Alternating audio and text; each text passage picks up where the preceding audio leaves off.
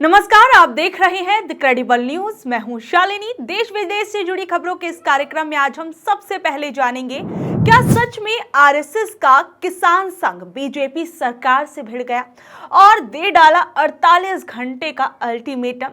आखिर ये मामला ऐसे इतना क्यों बिगड़ गया, ये जानेंगे। उसके बाद हम जानेंगे कि राहुल गांधी को गलत बताने वाले 272 पूर्व अफसर खुद ही विवादों में क्यों फंस गए। उसके बाद हम जानेंगे कि ममता ने एसआईआर रोकने के लिए चुनाव आयोग को पत्र क्यों लिखा, साथ ही एसआईआर पर चुनाव आयोग का क्या जवाब आया। उसके बाद हम जानेंगे कि वैष्णो देवी मेडिकल कॉलेज में मुस्लिम छात्रों की एंट्री पर इतना हंगामा क्यों मच गया। अब वक्त इन खबरों को परखने का। तो सबसे पहले हम बात करते हैं आरएसएस और बीजेपी सरकार की। मध्य प्रदेश में इस समय खूब बवाल मचा हुआ है। सरकार और आरएसएस से जुड़ा भारतीय किसान संघ आपस में सीधे भिड़ गए हैं। वजह है लैंड पूलिंग एक्ट, जिसे किसान साफ साफ धोखा बता रही है। सबसे ज्यादा तनाव उज्जैन में है, जहां सिंहस्थ 2028 के नाम पर 17 गांव की बड़ी बड़ी जमीनें ले ली गई। वजह है लैंड पूलिंग एक्ट, जिसे किसान साफ साफ धोखा बता रहे हैं। सबसे ज्यादा तनाव उज्जैन में है, जहां सिंहस्थ 2028 के नाम पर 17 गांव की बड़ी बड़ी जमीनें ली जा रही हैं। किसान कह रहे हैं कि ये विकास नहीं, जबरदस्ती है। हालात ये हैं कि किसानों ने अपनी ही सरकार के खिलाफ सड़क पर उतरकर नारे लगाए, पोस्टर लगाए और रैलियां निकाली। किसान संघ के बड़े नेता मोहिनी मोहन मिश्र ने तो सीधे आरोप लगा दिए कि मुख्यमंत्री मोहन यादव गृह मंत्री अमित शाह के नाम का गलत इस्तेमाल कर रहे हैं। मामला इतना बढ़ गया कि दिल्ली तक बात पहुंच गई। शाह के सामने मीटिंग हुई पर कोई हल नहीं निकला। फिर 17 नवंबर को किसानों को भोपाल बुलाया गया और मुख्यमंत्री ने मीडिया के सामने कहा कि एक्ट वापस ले लिया जाए। किसान खुश हुए, रैली भी निकाली गई, लेकिन अगले ही दिन जो सरकारी आदेश निकला उसमें वादा कुछ था ही नहीं और किसान बोले ये तो हमें और फंसाने वाला है। उनका कहना है कि जो स्कीमें और धाराएं हटनी थी वो हटाई ही नहीं गई और अब किसान नेताओं ने सरकार को 48 घंटे का अल्टीमेटम दे दिया है। उज्जैन में किसानों का जमावड़ा फिर बढ़ रहा है। सरकार फिलहाल चुप है और टकराव पहले से ज्यादा तेज हो गया है। अब बात करते हैं वोट चोरी और राहुल गांधी की।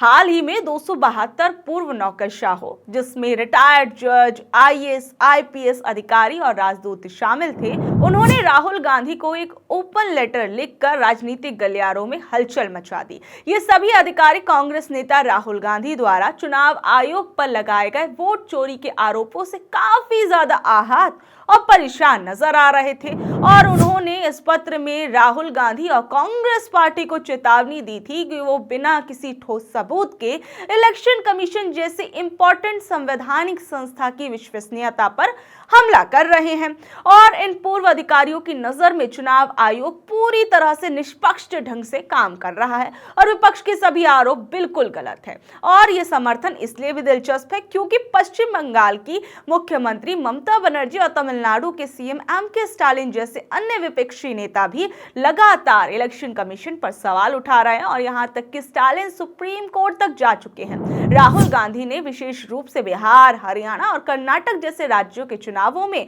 मतदाता सूचियों में हेरफेर के आरोप लगाए थे और दावा किया था कि उनके पास ओपन एंड शट प्रूफ है, जिसे ईसी ने बेबुनियाद बताकर खारिज कर दिया था। हालांकि इस पत्र पर हस्ताक्षर करने वाले कई प्रमुख व्यक्तियों का रिकॉर्ड अपने आप में काफी ज्यादा विवादों वाला है, या वो कहें कि खुले तौर पर बीजेपी पार्टी से जुड़े हुए नजर आ रहे हैं। उदाहरण के लिए यूपी के पूर्व मुख्य सचिव दीपक सिंघल पर अपने करियर में गंभीर भ्रष्टाचार और टैक्स चोरी के आरोप लगे थे, जबकि रॉ प्रमुख संजीव त्रिपाठी और कर्नाटक हाईकोर्ट के पूर्व चीफ जस्टिस शुभ्रो कमल मुखर्जी खुलकर बीजेपी से जुड़े हैं। केंद्रीय मंत्री हरदीप पुरी की पत्नी लक्ष्मी पुरी का नाम भी इसी सूची में है। इस पृष्ठभूमि को देखते हुए आलोचक सवाल उठा रहे हैं कि क्या ये सचमुच ईसी की निष्पक्षता का बचाव कर रहे हैं ये लोग, या फिर ये सत्ता के प्रति अपनी वफादारी दिखाने की कोशिश कर रहे हैं और रिटायरमेंट के बाद भी पॉलिटिकल बेनिफिट पाने की कोशिश कर रहे हैं। फिलहाल इन लोगों को सोशल मीडिया पर भी काफी ज्यादा ट्रोल किया जा रहा है क्योंकि इनके एक से एक कारनामे जो हैं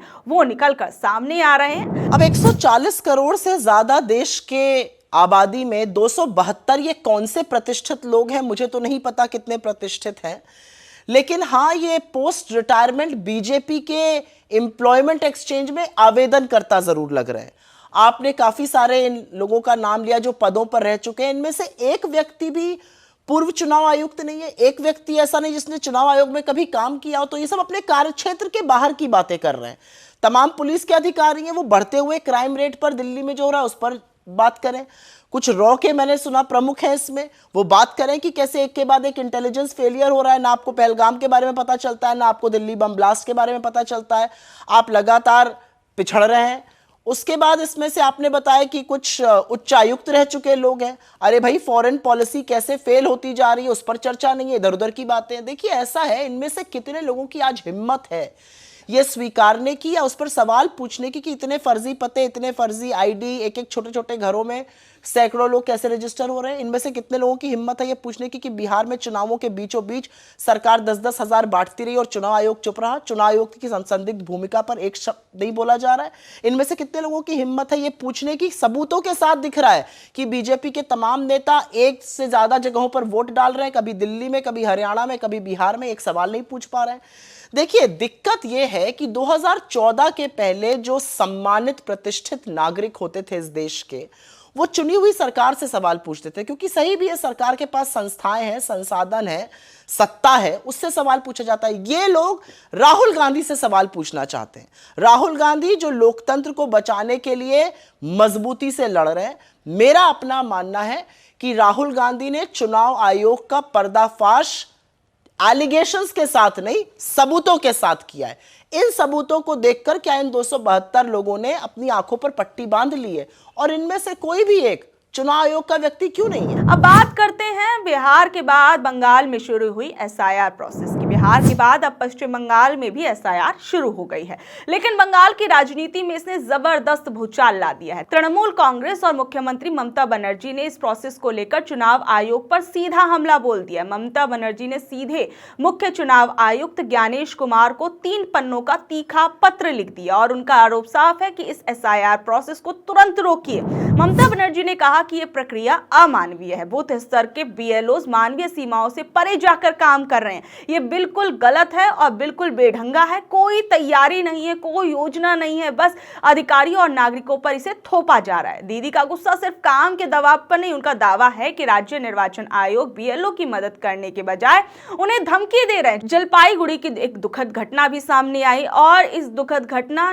ने इस पूरे मामले को और बढ़ा दिया। मालबाजार जलपाईगुड़ी में एक बीएलओ अपने घर में मृत पाई गई। परिवार का सीधा कहना है कि वो एसआईआर के लिए काम करने के कारण काफी ज्यादा प्रेशर में थी। ममता बनर्जी ने सोशल मीडिया पर इस जान जाने पर दुख जताया और इलेक्शन कमीशन से पूछा कि क्या ये अमानवीय दबाव भी इसके लिए जिम्मेदार था। इससे पहले भी राजस्थान और केरल से बीएलओ की खुद की जान लेने की खबरें सामने आई थी और इलेक्शन कमीशन को क्या अब भी लगता है कि क्या वो एकदम पाक साफ है? बहरहाल चुनाव आयोग ने इस पूरे मामले पर अपना जवाब भी दिया है। उनका कहना है कि हमने बीएलओस को पूरी ट्रेनिंग दे दी है और उन्होंने कहा कि वो मुख्यमंत्री की चिट्ठी को बहुत ध्यान से देख रहे हैं और साथ ही में इसका जो जवाब है वो जल्द ही भेजेंगे। सवाल ये नहीं है कि देखिए ट्रेनिंग हुई है इन बीएलओस की या नहीं। सबसे बड़ी बात आप खुद सोचिए कि अगर इन लोगों पर इतना दबाव नहीं होता तो इस पूरी एसआईआर प्रोसेस के चलते देश भर से बीएलओस की जान जाने की खबरें क्यों आती? और क्या इलेक्शन कमीशन एक अनियोजित, अव्यवस्थित प्रक्रिया को सिर्फ इसलिए लागू कर रहा है क्योंकि उसे जल्दबाजी है? क्या चुनाव आयोग राज्य से सहयोग की गुहार लगाने के बजाय धमकी की भाषा का इस्तेमाल कर रहा है, जैसा कि सीएम ममता बनर्जी आरोप लगा रही हैं? अब बात करते हैं जम्मू कश्मीर के वैष्णो देवी मेडिकल कॉलेज में मचे बवाल पर। जम्मू कश्मीर में इन दिनों माहौल एकदम गरमाया हुआ है। वजह है आरएसएस से जुड़े संगठन सड़कों पर उतर आए हैं और उनकी मांग है कि वैष्णो देवी मेडिकल कॉलेज की पहली प्रवेश सूची तुरंत रद्द की जाए, क्योंकि उस सूची में 90% नाम कश्मीर के मुस्लिम छात्रों के हैं। विरोध करने वालों का आरोप है कि जिस संस्थान को वैष्णो देवी मंदिर के दान से बनाया गया है वहां हिंदू छात्रों की सीटें होनी चाहिए, ना कि कश्मीरी मुसलमानों का दबदबा। दबदबा। बीजेपी विधायक आरएस पठानिया खुलकर इस प्रदर्शन के साथ खड़े दिख रहे हैं। विवाद भड़का और JKBOPEE की उस लिस्ट में जिसने 50 में से 42 छात्र कश्मीर से थे। विहिप और बजरंग दल ने इसे गलत और पक्षपाती और असंतुलित बताया और उन्होंने कहा कि जो ये मंदिर बनाया गया है वो हिंदुओं के दान से बनाया गया है। मंदिर हिंदुओं का है, कॉलेज हिंदुओं के नाम पर है, तो सीटें भी हिंदुओं की होनी चाहिए। उधर बोर्ड कह रहा है कि सब कुछ नीट मेरिट के हिसाब से हुआ है और जम्मू कश्मीर के सभी 13 मेडिकल कॉलेजेस में यही नियम चलता है। अब असली कहानी यही दिलचस्प होती है क्योंकि पिछले कई सालों से मेडिकल सीटों में यही पैटर्न रहा है। जम्मू की बड़ी संख्या में सीटें कश्मीर के स्टूडेंट ले जाते हैं, जबकि इंजीनियरिंग सीटों पर जम्मू का वर्चस्व रहता है। यानी ये पूरी लड़ाई सिर्फ धर्म या दान भर की नहीं बल्कि इलाके, पहचान, संतुलन और नुमाइंदगी की जंग बन गई है। हिंदू संगठनों को लगता है कि वैष्णो देवी मंदिर की आस्था पर दूसरा समुदाय हावी हो रहा है, जबकि बोर्ड और सरकारी अधिकारी कह रहे हैं कि ये राजनीति नहीं मेरिट का खेल है। अब सवाल उठता है कि क्या पढ़ाई लिखाई के अंदर भी हिंदू मुसलमान किया जाएगा। तो बहरहाल विवाद काफी ज्यादा बढ़ता जा रहा है। अब देखा जाएगा कि इस मामले में क्या कुछ निकलकर सामने आता है। तो ये थी आज की खबरें। कल शाम 7 बजे फिर हाजिर होंगे अगली खबरों के साथ। अगर आपको ये खबरें अच्छी लगी, जानकारी भरी लगी तो इसे अपने दोस्तों, रिश्तेदारों से शेयर कर लें। कल तक के लिए नमस्कार, शब्बा खैर, गुड नाइट।